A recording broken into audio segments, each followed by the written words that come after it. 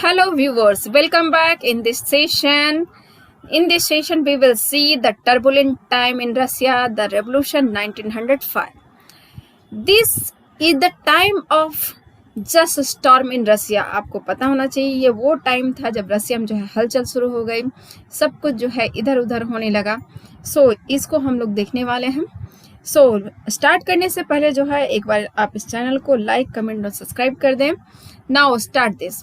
रसिया एक ऑटोक्रेसिक कंट्री था और अनलाइक रूलर्स जो यूरोप के दूसरे रूलर्स थे उसी की तरह से जो है यहाँ पे जो है चल रहा था 20th सेंचुरी में जार का.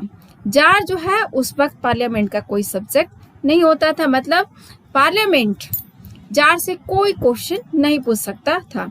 लिबरल्स जो कि रसिया में कैंपेन कर रहे थे कि जो स्टेट का जो अफेयर्स है उसको खत्म किया जाए, उनको सपोर्ट कर रहे थे सोशल डेमोक्रेट्स, सोशलिस्ट रेवोल्यूशनरी, ये सब के सब जो है पीजेंट्स और वर्कर के साथ मिलकर के जो है नए कॉन्स्टिट्यूशन का डिमांड कर रहे थे 1905 में. देबेयर इनको जो है साथ में सपोर्ट मिल रहा था in the empire by the nationalist in Poland. For example ले सकते हैं पोलैंड वगैरह का. जो नॉन मुस्लिम एरियाज थे वहां से भी सपोर्ट मिल रहा था. मुस्लिम डोमिनेटेड एरिया जो था जिसको जाडेडिस्ट बोला जाता था उनसे भी सपोर्ट मिल रहा था. ये वो लोग थे, ये मुस्लिम लोगों में से वो लोग थे जो कि मॉडर्नाइज करना चाहते थे इस्लाम को. तो इन सब का सपोर्ट जो है लिबरल्स को मिल रहा था. 1904 में पार्टिकुलरली जो रशियन वर्कर्स थे उनके जो कंडीशन थे बहुत ज़्यादा ख़राब थे. प्राइसेस जो है इतना ज़्यादा हाई हो गया कि जो रियल वेजेस था वो 20% तक डाउन चला गया. मतलब आप ऐसा समझ लीजिए कि हर चीज़ में जो है 20% से ज़्यादा जो है अप जा रहा है प्राइस में. मेंबर जो थे वर्कर एसोसिएशन के वो जो है ड्रामेटिकली रोज करने लगे, या फिर आप ऐसा कह सकते हैं कि नए नए जो है एसोसिएशन बनने लगे. जब 4 मेंबर्स को जो कि रशियन वर्कर्स असेंबली के मेंबर थे उनको निकाल दिया गया 1904 में, डिसमिस कर दिया गया. कहाँ से? तो पुतिलेव आयरन वर्क्स कंपनी से. ये जो है वहाँ का जो है एक जो है स्टील इंडस्ट्री था, यहाँ से जो है उसको निकाल दिया गया. जैसे इन चारों को निकाला गया तो इंडस्ट्रियल एक्शन कॉल कर लिया गया. लगभग कुछ ही दिनों में जो है 1,10,000 वर्कर्स जो सेंट पीटर्सबर्ग में थे ये लोग स्ट्राइक में शामिल हो गए, सब के सब. और इनका जो है डिमांड था working day to 8 hours reduce करना है, वर्किंग डे को 8 आवर करने की डिमांड रख रही थी.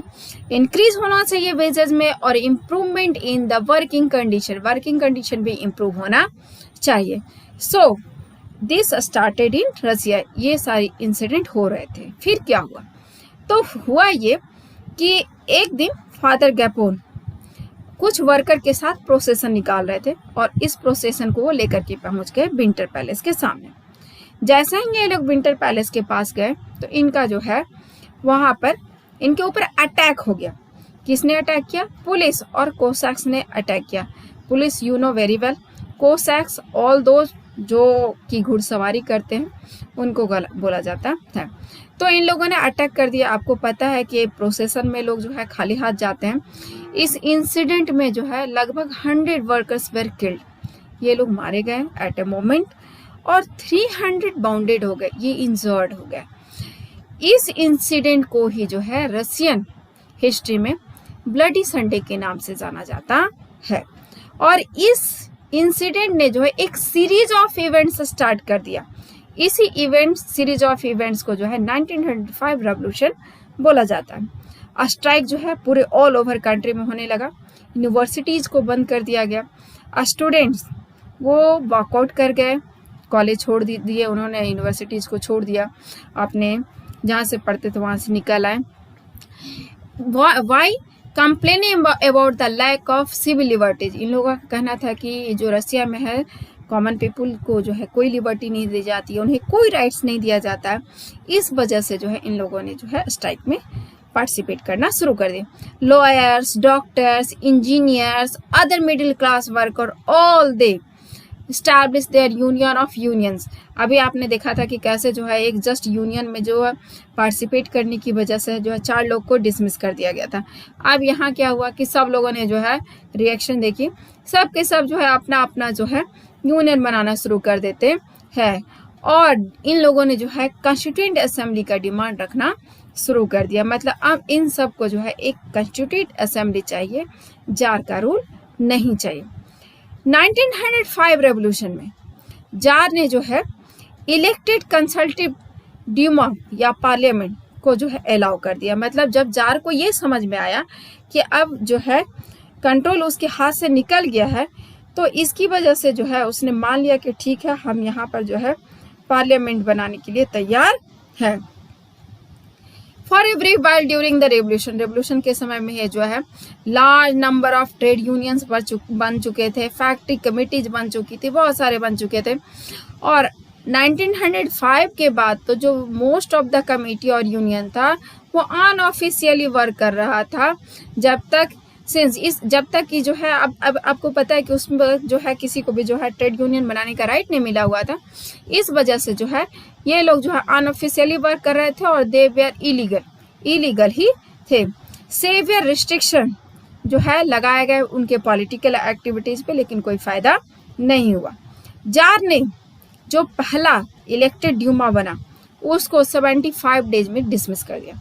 मतलब जो ड्यूमा इलेक्ट होकर के आया, जो पार्लियामेंट इलेक्ट होकर के आया, वो आर्गुमेंट करने लगा जार से। जार को ये चीज़ पसंद नहीं आया, इसलिए उसने जो है पहले ड्यूमा को 75 डेज में ही डिसमिस कर दिया।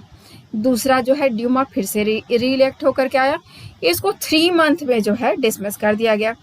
इसके बाद वो बिल्कुल भी नहीं चाहता था कि उससे कोई भी अथॉरिटी कोई भी सवाल पूछे या उसकी पावर को थोड़ा भी घटाया जाए।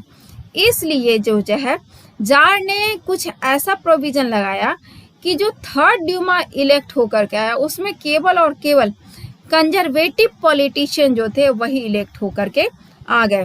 ये सारे जो कंजर्वेटिव पॉलिटिशियंस थे ये लोग जो है कभी हमेशा सपोर्टर करते थे जार को, और ये लोग कभी कुछ नहीं पूछते थे।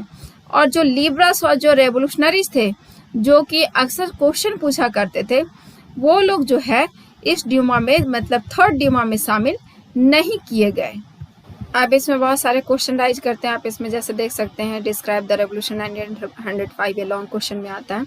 आप इसको डिस्क्राइब कीजिए, स्टार्ट कर दीजिए कि रसिया में जो है क्या कंडीशन था, उसके बाद वहाँ का जो कॉमन जो प्रॉब्लम था वो क्या था, फिर क्या हुआ फादर गैपोन वाला इंसिडेंट, उसी के साथ जो है आप जो है लास्टली ड्यूमा फॉर्मेशन लिख सकते हैं।